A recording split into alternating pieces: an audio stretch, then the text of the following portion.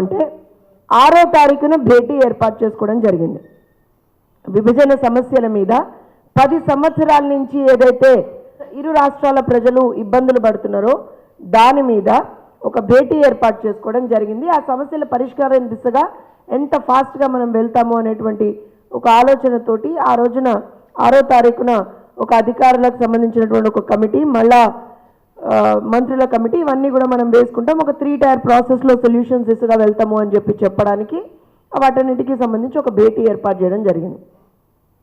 5వ తారీఖునే ఇది నేను మీకు ఎందుకు చూపిస్తున్నా అంటే ఈ రాష్ట్రంలో ఉన్నటువంటి తెరాస / భరాస అనాలేమో వాళ్ళని, ఇప్పుడు ఏమనాలనో వాళ్ళకే క్లారిటీ లేదు.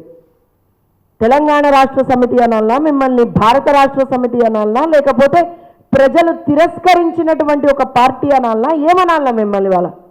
ఇంకా కూడా మీ చిల్లర రాజకీయాలు, ఇంకా కూడా మీ ప్రాంతాల బేస్డ్గా సెంటిమెంట్ రాజకీయాలు వదలమంటారా మీరు? గెలిస్తేనేమో ఒకటి, ఓడితేనేమో ఒకటి. సిగ్గుపడాలి కదా ఇప్పటికైనా. ఏమంటారండి ఇందులో నిరంజన్ రెడ్డి గారు? చంద్రబాబు నాయుడు గారు లేఖ రాస్తేనట వెంటనే రేవంత్ రెడ్డి గారు ఎందుకు స్పందించిండ్రు అట. బుద్ధి ఉండాలి కదా ఆ మాట మాట్లాడటానికి. ఒక రాష్ట్ర ముఖ్యమంత్రి పక్క రాష్ట్ర ముఖ్యమంత్రికి సమస్యలు పరిష్కరించుకుందాం, కూర్చొని మాట్లాడుకుందాం అంటే ఆ లేఖకి రెస్పాండ్ అయితే మీకు ఇబ్బంది అవుతున్నదా? అంటే 10 సంవత్సరాల లాగా మీరు ఎట్లనైతే తీసుకుపోయి అన్నిటినీ మూటగట్టి ముళ్ళగట్టి పక్కన పెట్టిండ్రో అట్లా పెట్టాలనా? ఇదా రాజకీయము? ఇదేనా మీరు చేసింది 10 ఏళ్ల నుంచి?